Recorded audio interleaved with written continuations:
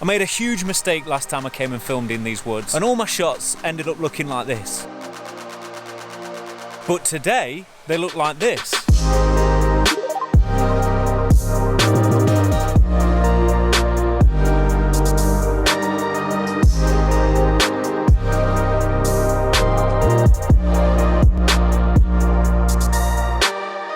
And not only have I managed to get better looking footage, but I've been able to do it easier and quicker, and that's because I'm using this, the K&F 2-in-1 CPL and VND filter. So in this video I'm going to show you why having a 2-in-1 filter is so important for certain types of videography and photography. We're going to look at the image quality coming from this glass, because it is an affordable version. We're going to find out if this particular one is any good, and I'm also going to tell you the one issue with 2-in-1 filters. Now I've left a link in the description, so if you want to check these out, go and check them out. If you're a videographer, you've probably heard how crucial it is to use a VND filter. But when it comes to video, not many people talk about the importance of a circular polarizer filter. And if you don't use one, you're missing out, because it can drastically improve your image, like you saw earlier. Now, I did a full video explaining all about it, which you can see here. But the thing is, you don't have to choose between a variable ND filter and a polarizer filter. You can actually have both, which means you'll always be ready to have the best looking footage possible wherever you go. I was devastated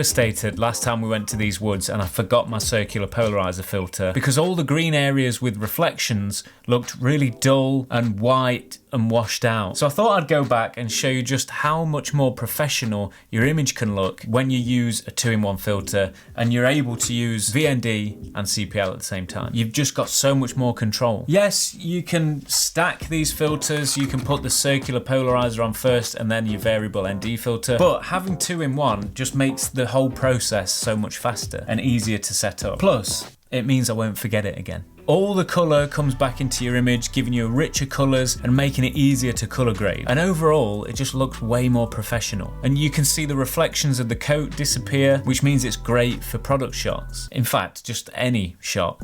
You don't always need a polarizer filter, obviously, but when you get these reflections and you can't see the colours, it just makes a huge difference. It also works on water and when you're trying to film cars or through windows. So in these shots, there are no longer any distractions from pure white in the frame, like you can see on this water. Danny boy's over here, what's he doing? I don't want to talk about it on camera. Have you got some good shots today? I hope so. I've got no idea, mate. The only thing is, sometimes if you go too far, the skin can look a bit plasticky and a bit flat because it takes away that contrast. It makes it look a little bit unnatural at times, because it's nice to have the lightness and the shadows sometimes. It gives it a little bit more depth. By the way, in these shots, I did use a mist filter at the same time, so I just put that mist filter before the 2-in-1 filter to give it that nice bloomy highlight effect, which goes a long way as well. I mean, you don't always want that, but for this particular thing, I did. But the thing is, I got it stuck. The two filter threads got stuck together and it's a nightmare to get it off. If you've ever seen these little tools, highly recommend them, because you just grab the two filters and pull them apart really easily. I'll leave a link in the description. If you don't have any of these, get them in your camera bag and take them everywhere. You never know when you're going to get your filter stuck on your lens thread or to another filter. There are some expensive 2-in-1 filters out there, and this one from K&F is relatively affordable for what it is. So I wanted to see if it was any good. I wanted to see what the design was like, because I have tried one of these before. It was like their first edition about 3 years ago, I think. And I have to say, it's come a long way. The design is so much better. The build quality is streaks ahead of what it was before. It looks a lot nicer, a lot more professional, which is good. You don't want to turn up to a shoot and you've got all expensive gear, but the filters you're using look like you bought them from AliExpress. So yeah, I feel a little bit more confident with this. It's nice and heavy. I don't know if that's a good thing. It just feels better made when something's heavy. It definitely feels more durable. It's quite easy to nudge. So if you're trying to move the CPL, I've found myself by accident catching and moving the ND filter, which isn't great. But I mean, you know, you can't really get around that with a 2-in-1 filter. If you take your time, make sure you're framing everything up properly and setting things right, then you don't have to touch it again. Very reasonably priced. It also comes with this cool little case. It's got this little pulley thing in it so that you can get the filter out of the case easier, but I wouldn't use that if I'm honest, because if you go too far, the filter's just gonna fall out. So I just grab it And there you go, it looks nice. There you go, keep it nice and safe in there. When you twist the CPL filter, it moves where the little nodule is for the ND filter, so you can't always see the markings. Part of me was going to say it'd be good if it only had one of those nodules on, but at the same time, yeah, why does it need to? I don't know. There was a few times where I nudged the variable ND because that's quite easy to move, especially when you're using the CPL side of things, because that's a little bit stiff. The CPL side needs to be a little bit less stiff, or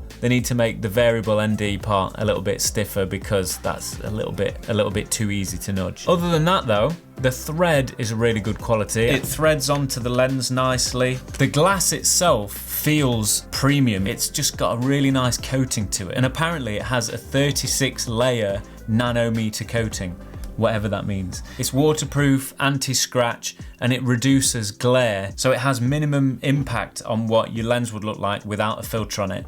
And I have to say, when you put in a filter on, especially a variable ND filter or CPL filter, some of them can give you quite drastic color casts, but this one was really good. I actually like the color casts that you get from the Polar Pro ND filters. They're nice, I use them whenever I can. There's just something nice about the colors. The Moment filter it's a nice, well-made filter, but you could tell that there was quite a big color cast. Whereas this one, I'm very impressed with, and I'm more than happy to use this. That gives me quite a lot of peace of mind. Now, if you're using a strong variable ND filter, you can sometimes get a lot of vignetting in the corners and a cross pattern in the middle, which isn't desirable. But Polar Pro filters actually split the filters up into two. So you've got a 2 to 5 stop and a 6 to 9.